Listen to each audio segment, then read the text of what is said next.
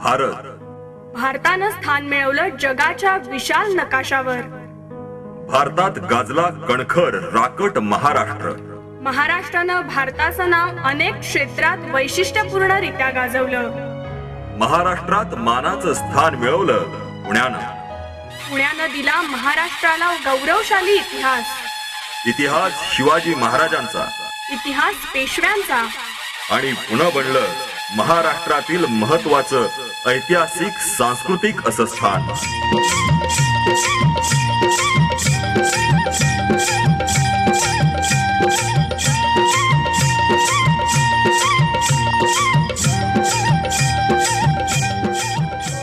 शिवरायांचे 8वावे रूप, आणि हे रूप आठवतात त्यांचे जीवाला जीव देणारे मावळे, त्यांचे लढवय्ये सैनिक.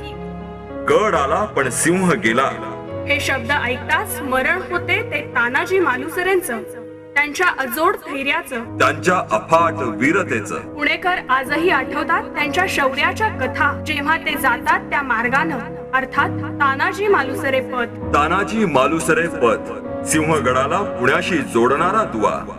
शिवाजी महाराज आणि मावळ्यांच्या दैदिप्यमान इतिहासाची आठवण करून देणारा, चालता बोलता साक्षीदार, विकासाच्या टप्प्यामधील एक महत्वपूर्ण दुवा. पुण्यातील इतर परिसरांप्रमाणेच याही परिसरात झपाट्याने वाढतीये लोकवस्ती, आणि त्याच प्रमाणात किंबहुना त्याहून अधिक प्रमाणात वाढता आहेत नागरी समस्या. ऐतिहासिक वारसा लाभलेल्या परिसरात वाढतीये वाहनांची भाऊगर्दी, रोगराईला निमंत्रण देणाऱ्या ओसंडून वाहणाऱ्या कचरा कुंड्या. याच कचरा कुंड्यांवर रोगाला बळी पडणारे, चालताना अडथळा निर्माण करणारे मोकाट जनावरे. परिसरातील काही भागात दरवर्षी येणारी पूरग्रस्त परिस्थिती, हिरवाईने नटलेल्या टेकडींवरील अतिक्रमण आणि पर्यावरणाशी शत्रुत्व, अपुरा आणि अनियमित पाणी पुरवठा, फ्लॅट धारकांच्या विविध अडचणी. हा प्रभाग आहे अनेक प्रसिद्ध माननीयांचा. परंतु समस्यांकडे, नागरिकांच्या प्रश्नांकडे ना महापौरांचे लक्ष, ना स्थानिक राज्यकर्त्यांचे. आता इथे अशा नेतृत्वाची नितांत गरज आहे ज्याने या समस्या स्वतः अनुभवल्या असतील, जो समजून घेईल येथील समस्या अगदी त्यांच्या ठिकाणी स्वतःला ठेवून, किंबहुना ज्याने अंदाज बांधले असतील त्या समस्यांच्या निराकरणासाठी, आणि अर्थातच ज्याला असेल राजकारणात राहूनही सामाजिकतेचे भान. महिलांना बचत गट सुरू करायचे असो किंवा त्यांच्या छोट्यातल्या छोट्या समस्या असो, आपल्या सोबत ठामपणे असतील सौ ज्योती किरण इनामदार.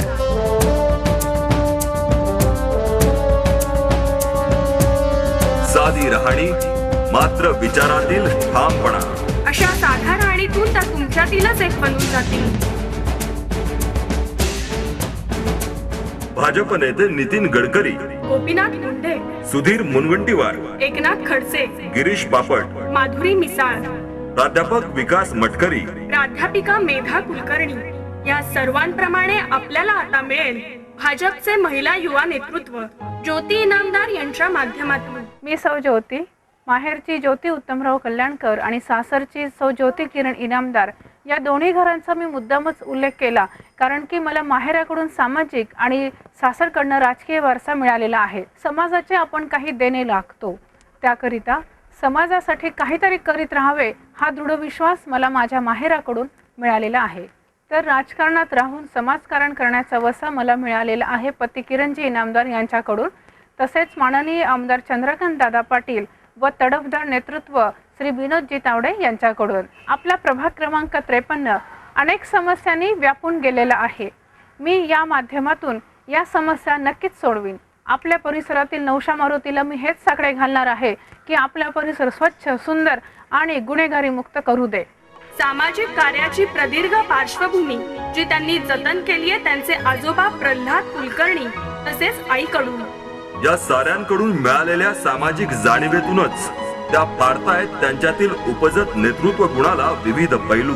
महिलांमध्ये जागृती करण्याचं काम असो किंवा सामाजिक कार्यातील सक्रिय सहभाग असो वा तळागाळातील लोकांशी संवाद असो. परिसरात पूरग्रस्त परिस्थिती ओढवली त्यावेळेस आपल्या सहकार्यांसह त्यांनी थेट घटनास्थळी धाव घेतली.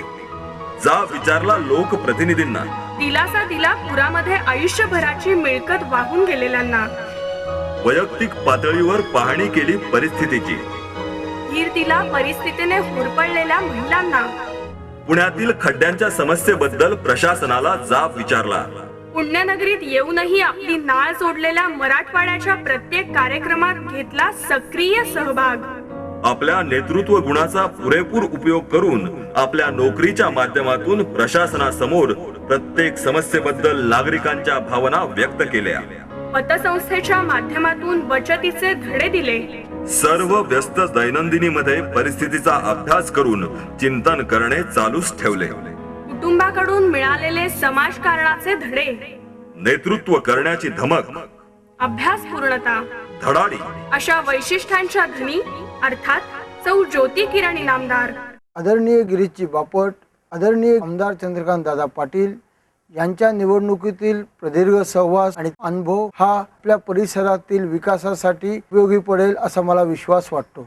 त्याचबरोबर सौ ज्योती इनामदार प्रभाग क्रमांक 53चे यशस्वीपणे नेतृत्व करतील याची मला खात्री आहे आणि त्यासाठी भरभक्कम पाठिंबा घरातून आणि मित्रमंडळीतून आहे हे सांगायलाच नको. आज हवंय सामान्यातलं असामान्य नेतृत्व. ज्यांच्या कौशल्यानं विकास स्वतः तुमच्या दारात येईल. सुधारेल परिसर. अनेक परिसर मिळून पुणे. अशा अनेक पुण्यांनी मिळून महाराष्ट्र. अशा अनेक महाराष्ट्रांनी मिळून भारत. आणि पर्यायानं भारत पार करेल विकासाचे अनेक टप्पे. तेव्हा आता सज्ज व्हा, मतदान करा योग्य उमेदवाराला आणि बना जागरूक मतदार, जाणकार मतदार.